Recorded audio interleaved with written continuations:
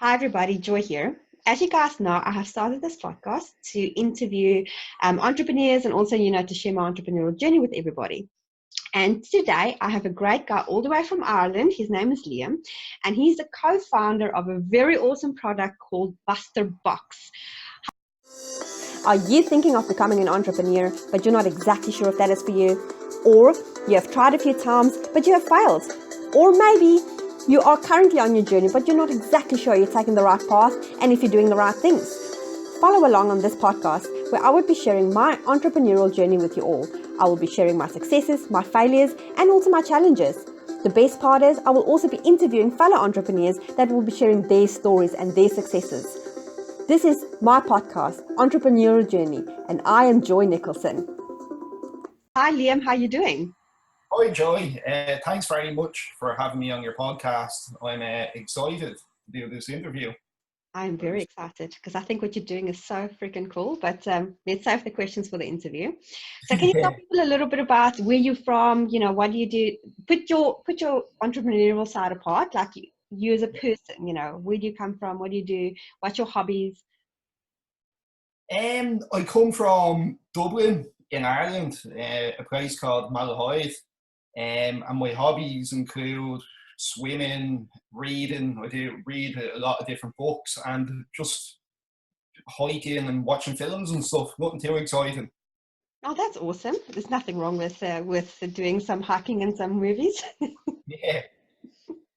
That's cool. Have you always been an entrepreneur, or is this something that just kind of happened to you? No, I say I was always an entrepreneur, to be honest with you. And it was actually funny, I forgot about this, but when I was 5 years of age, I used to get my dog to pull people on a skateboard, my friends up and down the road, and I'd actually charge them for that. I've had loads of different businesses over the years, and some more successful than others, but I've always tried to get something up and running. That's awesome. Uh, do you have any family members that's entrepreneurs? No, I actually don't think I do. Oh, No, I don't. so you just kind of gone rogue from your family bloodline and just became an entrepreneur? Yeah. Yeah, when I think about it, I'm trying to think off the top of my head now. No, there definitely isn't. So yeah, I'll have to ask some of my relatives about that and find out. That's cool. What is the very first business that you tried? Very first business. So apart from getting my dog to pull people on the skateboard when I was 5, I had grass cutting business. I had I used to import cars from Japan and sell them. What else did I do? I used to have a fitness business selling knockoff fitness DVDs. At one point, what else did I have? I used to sell some stuff on eBay. I had a job auction website where people could bid on different jobs for builders. And what else? I had the Mac Man repairing compute Apple products. Loads, to be honest with you. I've had a lot more as well. I can't think off the top of my head. That's fantastic. I don't think I've ever heard such a wide variety of things that somebody have tried in such different spectrums of everything. Yeah. That's pretty cool. What inspired you to do what you currently do? Um, I always wanted to set up a business with my two co-founders, who are obviously working on this business at the moment. And we were looking at something. We knew that the subscription space was very popular in the US. There was a company called Birchbox who were doing really, really well, and they're one of the pioneers in the industry. We're like, oh, I wonder could we do something like that? But obviously we weren't going to sell makeup, and I don't think it would have worked out too well for us. But we're passionate dog lovers, and we always struggle to find new and exciting products for our own dogs. And we're like, maybe we could just put toys and treats in a box and send it out every month. And that's kind of where the idea came from, and we just built on it from that.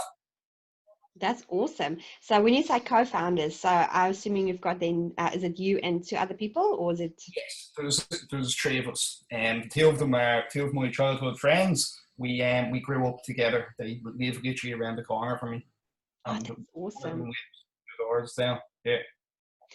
What has been your biggest struggle so far in your current business? Biggest struggle. We were we were a bit naive when we set the thing up. We kind of in our head we kind of dreamt up the perfect scenario where we just have all of these people signing up around the clock. But then we launched and it was literally crickets. Nothing happened at all. So it was a panic mode. How are we going to get people signed up? So there was a lot of struggle at the start trying to figure out how to actually market the product.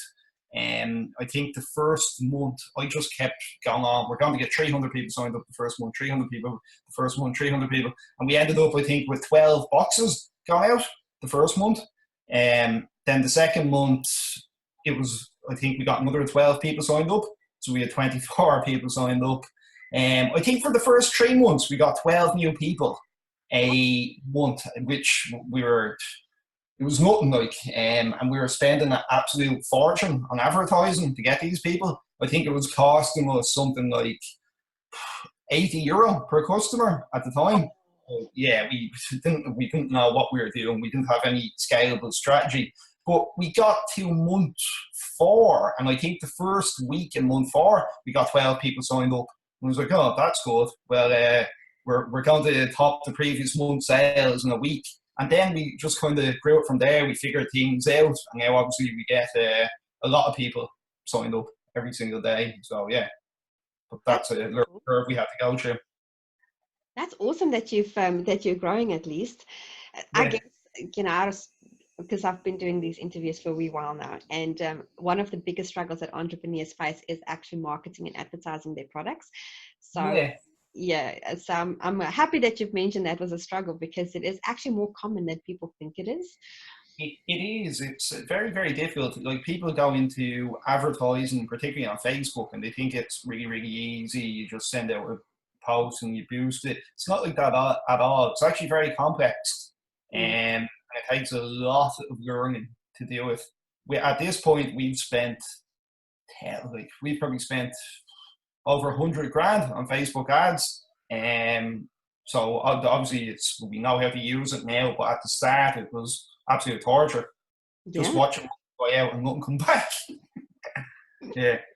that's a lot of money that you feel like goes down the drain, but at least it's a learning curve, which is also good, because now you know exactly, obviously you're getting clients in every day. So Yeah, it's like, especially with subscription, I think you need to become a master at direct response marketing. mm, And we kind of have the product at a price point where we don't want people to have a lot of consideration mm, before buying it. It's not that kind of product. mm. So we've got really, really good at it, at putting out offers and getting people to respond pretty much immediately and sign up for a 6 or 12 month subscription. I think that's the key. With subscription, you have to get really, really good at it. Yeah, Particularly with the boxes, with obviously the rising costs, the CPAs and stuff on Facebook. So you always have to be on top of your game. that's so cool. I love it, you guys. It's so unique. So, what is your thing that's driving you currently in your business? What is that thing that keeps you pushing on to make this a super success?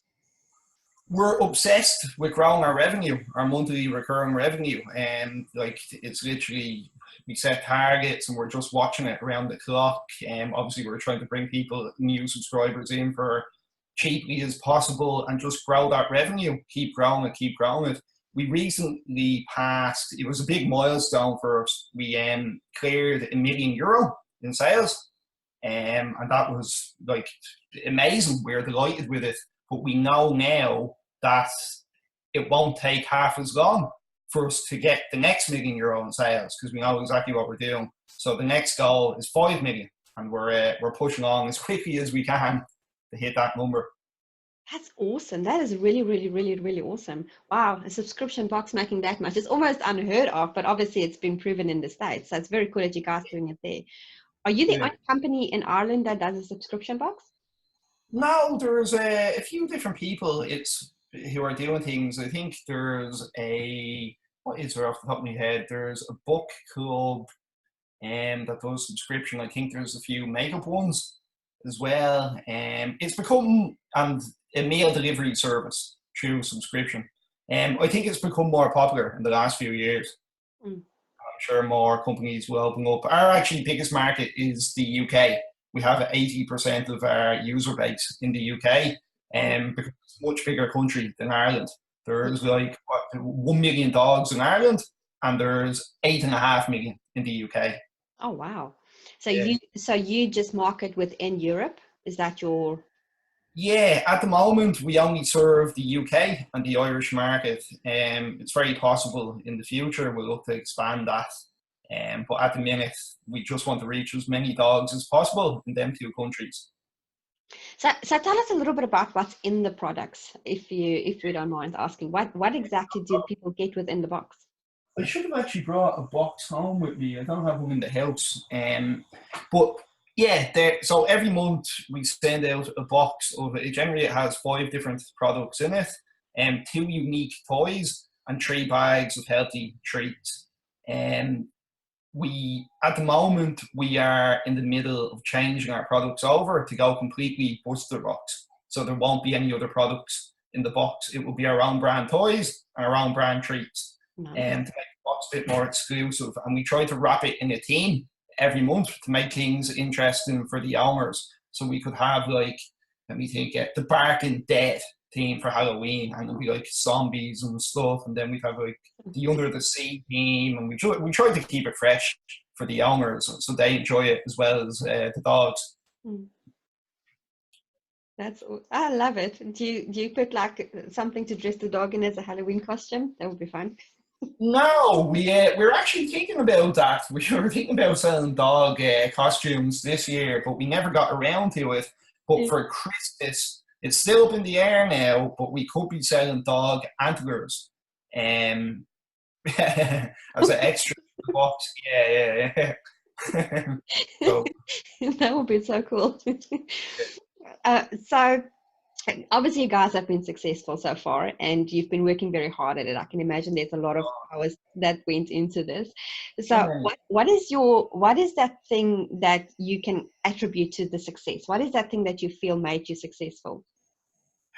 Just persistence. That's pretty much it. Persistence and willingness to learn, and learn from mistakes and read the data.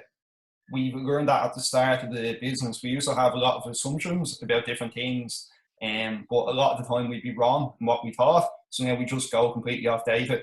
We survey our customers around the clock. We check our metrics around the clock, our lifetime value, our churn, our CPAs, and yeah, that on top of persistence. Just no matter what, just keep going. Yeah, that's good. Never give up. I love this. There's this quote. I don't know who said it, but there's this quote to say the only failure is the failure of giving up. So when you give up, that's it. That's the only reason. If you don't stop, you won't fail. It's very true. Yeah. I love that you say that. Now, I teach students how to do, how to market their products online. And one of the key things that I teach them is to encourage them is to put a goal sheet in place. Is that something that you guys have, like an actual physical goal sheet to say, this is what we do a day, this is what we do a week? Is that something that you guys do? Yeah, we do. Like, we all have our own roles within the company, and we kind of we lay out what needs to be done on a weekly basis, and then obviously a monthly basis, and how we want things progress throughout the year. And then obviously for myself, when I go in every morning, I write down what actually needs to be done for the day. Because you can find yourself, if you're not careful, I think a lot of people face this struggle too. You can end up doing a lot of busybody work where you're just busy for the sake of it, but you're not actually pushing things forward. I remember at one point, it was early into the business, and we were in our original office, and we had worked something like 50 days in a row without taking a day off. Wow. The revenue never increased. So we sat there and we kind of said, what have we even been doing down here for the 50? It felt like we were doing really important work, but at the end of the day, it felt important, but it wasn't moving the needle. So that's something that we're very conscious of now. We have to make sure the work that we're actually doing is worthwhile and is pushing things forward. Mm. It's very true. You do tend to get busy with nonsense, which, like I say, you think it's important, but it doesn't driven, It's not. And you yeah. have to be able to as well.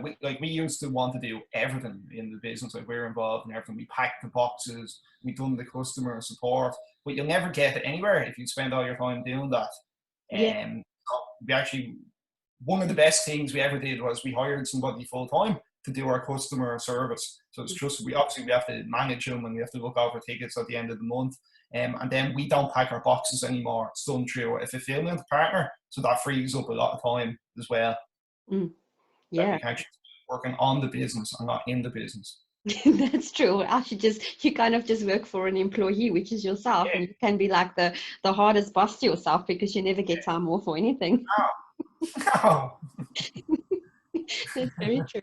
I've one of the things that I really love to do is, I don't know if you heard about the red dot, green dot system. So basically, you've got a red dot, a yellow dot, and a green dot. So the red dot is stuff that actually does not make you money, and those are the things that you hire out. And then your yellow dot is the stuff that puts you in the right direction, but not quite yet like your advertising. And then the green dot is that thing that directly makes you money, that you focus on. So that's my system that I work on. Yeah, I like that. It's clever. Yeah, I might have to rob that. It can be up in the Yeah, I do. And I've got it in this Excel spreadsheet, so I know, like, the tasks that I really don't want to do, but I have to do them. Sometimes it's a green dot, but it works. It's a good system. I like it. Yeah. So we've talked about your boxes, we've talked about your success, but now on a more personal level, personal thing, except for the persistence in your business that keeps you going, on the personal side, have you ever worked for a boss that, is that maybe also part of the reason why you keep driving your business? Not to be employed by somebody else, let me put it that way. Yeah, like, to be honest with you, I was always very lucky in my career and stuff with managers and stuff that I had. I always had a pretty good relationship with them, and none of them really gave me any grief or anything or pushed me in that direction. It was just, I don't know, I just never felt satisfied going into work. Like, I could always see the bigger picture. And that's kind of what drove me towards it more than any particular person. Okay, I get that. I understand that. So currently, what do you guys do to advertise your business? Because you say now you've basically, you know what you're doing, you're getting subscriptions every day. So what was that thing that you changed that is actually generating you leads every day? Let me think. So one of the main things with subscription, and I think with any product online that you're trying to market, you have to have a good offer. The offer has to be so good that if you put it in front of the right people and the copy is good enough and the creative is good enough, obviously that has to be right. Customers need to be sucked in. So that travels across all platforms, whether you're on Facebook ads, Instagram, Snapchat, direct mail, email, it really doesn't matter. If the offer is right and you put it in front of the right people, people will sign up.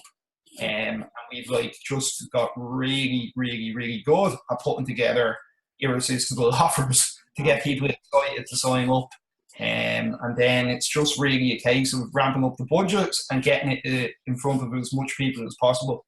And obviously Facebook can make that very easy with lookalike audiences and all the different things you can do through retargeted and stuff. So it was really a cross between getting our offer right and mastering Facebook advertising. And I say this to people all the time, you should only really focus on one advertising channel until you become a master at it. You should do the research and find out where your customers are. Then you should become obsessed with that marketing channel. You should go out of your way. That's what I done. Hundreds and hundreds and hundreds of hours joining paid Facebook groups, and we were taking courses. We done pretty much everything you can possibly do, and we had a lot of success with Facebook. And then we're like, okay, we've mastered this. We have our offer right. Let's go to affiliates now, because we know you can drive a lot of traffic with affiliates. So we're actually using a lot of different affiliates at the minute, and we're getting a lot of people signed up that way. And we just literally go from channel to channel, and we've a few more channels we're in the middle of scaling up too. Because it's important too that you shouldn't only be dependent on one source of traffic. Yes. Because yeah. But at the start, just master one and then move around. I agree with that 100%, because if Facebook decides tomorrow that they're not going to do advertising anymore, a lot of companies that only depends on that is going to be screwed. They're going under, yeah, 100%. And also algorithms are really, really tricky when it comes to those things, because you can spend more money and get less results. Yeah, it's changing all the time. Facebook changed their policies all the time. We used to use messenger bots quite effectively to get people. We signed up thousands of people using messenger bots. And it used to be kind of a grey area for Facebook. And then Facebook got involved and they're like, oh, we want a piece of this. So they brought out messenger ads.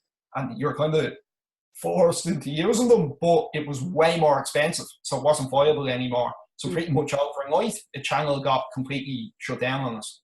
Wow. Yeah. So it's tricky. Hey, marketing is a tricky world. Okay, yeah. So if you can give any advice to an entrepreneur that's starting out, or somebody sitting on a fence that wants to become an entrepreneur, what will your piece of advice be to this person? You have to become completely obsessed, but you also have to have patience. Because a lot of people, they just don't have the patience to see it through. They don't have any type of patience. They think everything will happen in 10 minutes. They think it's a case of setting up a website and customers will just fly through the doors. They don't understand that the amount of effort that you actually have to put in to become a master at that. And that'd be the main thing. Become obsessed and have enough patience to actually see it through. But pay attention to the financials as well, and the metrics. That's good advice. I really like the patience part, because that is very true. A lot of entrepreneurs, that's why they give up, because they're like, I'm not really... They don't have any patience, and they're jumping between things. They think the grass is always greener, and they don't put enough time and effort into an idea to actually see it through. And they could be very close to getting somewhere, and they jump off to the next shiny thing. 1 week it's cryptocurrency, then they're off setting up funnels.